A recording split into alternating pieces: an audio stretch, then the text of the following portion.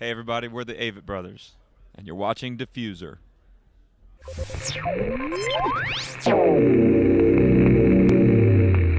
We are very happy to be back here at Mountain Jam. We're very at home here, we're very comfortable, and like I said, we're excited to be here.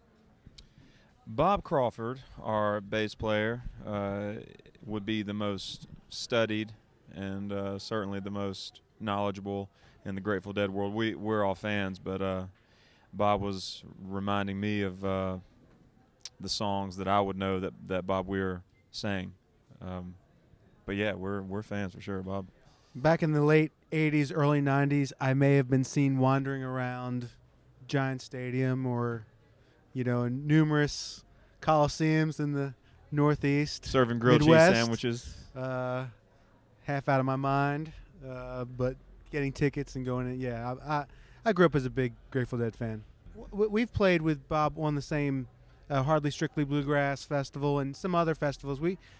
A lot of festivals these days are very eclectic. They're bringing together a lot of different acts from a lot of different genres that you wouldn't think match up, but it makes for a really great festival. And it kind of goes back to what Bill Graham would do in the late 60s with his festivals, where he would bring on Ravi Shankar with New Riders of the Purple Sage and the Grateful Dead and Santana, So Yeah, we feel like it's a good tradition. No doubt, and I think what stands out for us with Mountain Jam more, there's great variety, but I think just the great vibe is really what stands out. This is our fourth time here, and a big part of it, feeling like we're coming back home, is just there's just a lot of smiles on people's faces out there. We've never received anything but positivity and just a very joyous spirit at the festival. On the surface of the album and a broader description, the magpie and the dandelion are the contrast and the dichotomy of sort of anything, of any drama. The magpie within the song is more of an internal or spiritual source, but as far as the all-encompassing, like I said, broader approach and broader description, it would be the louder and more abrasive blaring of the two, whereas the dandelion would come and go in much softer, subtle way. So and I think for us, writing is probably more important to us than being musicians. Whether that's good or bad for us, and it may change at times. We have been consumed with writing, and in writing, serious, funny, comedy, any of it, I think that drama always has the up and the down. Within sentences, within paragraphs, within chapters, within full stories, movies, songs, and so I think that pulled itself out for that collection of songs and identified itself as the magpie and the dandelion for us. We try to let that happen through discussions, but less discussions and more observation or observing what we've made.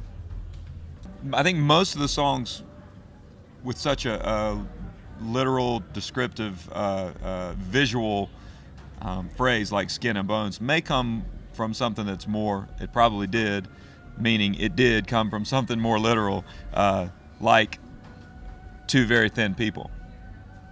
But as soon as the writer, being me, As it were, so on and so forth, it went into a metaphorical place and began to mine from that. And I think you could certainly take it there. In a way, you could take any song that we write for that, because we're like, I really have no point for writing this, because we have no proof that it's going to ever be a hit, since we've never had a hit. So we have to write these songs. So in a way, that's a great take on it. Last thing I'll say on it is, a lot of times after we justify why we write a song or give credit to where it came from, then it really doesn't matter what it meant anymore for us. We're easy to forget where they came from once we've justified that, and then it's out in the world. That probably has been said many times before. But my take on the experience with working with Rick was less transcendental and more like a sort of a technical boot camp in a way. I think the transcendental experience has been happening since we started, since 2001. Adding Rick to the mix was more or less like a it felt like an overall attempt to take a good band and attempt to make it a great band. But that really seems to me like it was very much in the nuts and bolts of it, not so much in the spirit, because I feel like the spirit's always been there.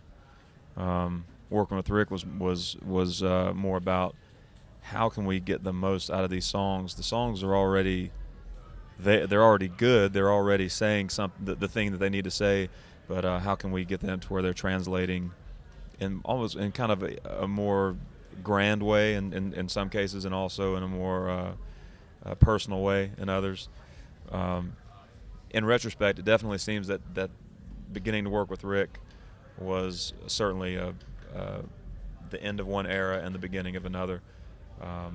Life-changing for sure, nonetheless. Life-changing for sure. But I personally don't think of it in terms of like a spiritual experience. I think about it more like, okay, we've worked so hard to get to this point. How do we step up? And Rick helped us find some of those tools to where we could.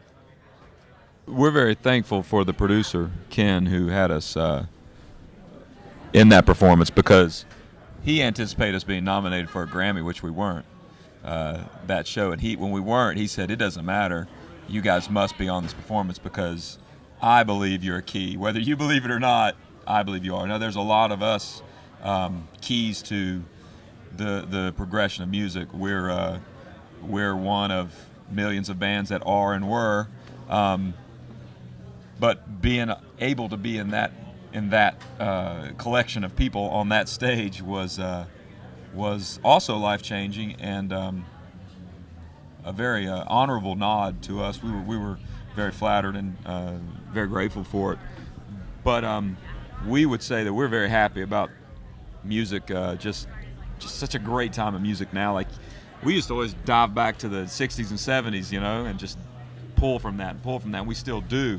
And then it seemed like we found this flat place where there weren't places or weren't bands and songs that they were there, but we weren't digging from it. But it feels like we're in a time now that if you want to dig, you can find, as far as the folky genre, you can find lots of it, and people doing a lot of things with it. Of course, it's been growing for many, many, many years, actually. I don't know. I don't think I answered a question, but we are presented sometimes as, dare I say, pioneers of a part of a grouping of people or bands that reinvigorated some sort of aesthetic in popular music, and so it feels very pretentious to be like, well, here's a band that we influence that we like, because we can't be sure who we've influenced. There's no telling. I think you're right. Well, I think it's clear that some of the aesthetic of more instruments in the folk genre, banjo, stand-up bass, acoustic guitar, it's pretty obvious that those things have made their way into the mainstream. But I think we're already well on the other side of that. There's a lot of quality out there. How much of it was influenced by us is completely, it's guesswork, Yeah, I'm stuck in the period of when we were growing, because that's when I was like, and now aware of what was happening. Yeah, because you listen to the obvious ones like Dylan and Neil Young, and then you go way, way back and listen to from the folk revival, where you listen to Doc Watson, New Lost City Ramblers, and things like that, Ramblin' Jack Elliott, and then you go further back and it's Charlie Poole and Doc Boggs and all the blues musicians from Mississippi or Piedmont, North Carolina, and then in the thousands, what's the guy? Vetiver. Whiskey Town and Ryan Adams. I'm listening to A.A. Bondy a lot, and there's Bondy's Sunvolt and Uncle Tupelo, Wilco, like all those things that we were really, really listening and thinking. That Old Crow Medicine Show, even the Blue Rags, who were a band that was very informative for us. But we learned a lot from seeing that band, which was a sub pop band in the late '90s. I think we're just absent-minded about what we hear. Like obvious bands like Mumford & Sons and Lumineers. you're hearing those songs everywhere, and you're just singing them. You know, you can't help but sing them. They're great songs, great tunes, and Yeah, and it's both a beautiful time for that. both of those bands have told us personally how much we influenced them, but they've probably influenced more people than we have at this point. You know. No doubt. And So they were certainly influenced by way more people than than us. just us, Like, no doubt. You know, Ryan Adams, you know, he influenced us a ton. I'm sure he influenced the Mumford & Sons a ton, and Whiskey Town was well before us. So it's like It's all informing, and yeah. It's all terrific, and we're all stealing from each other. It's a beautiful thing. The great thing about the Magpie and the Carpenter, we were just saying, that was a lot of songs. It was kind of like Carpenter came out, that was our first foot forward. We dove some into that same session and then pulled from some other places, and it was like more from the same place. So it was kind of like an A and B. It really was very much. So we're excited about bringing this next. It's a completely new chapter, and we're making those songs now. We've actually probably made all the foundations for those songs, and now they're growing as we play them and as we talk about them and as we listen to them. So we plan to start recording.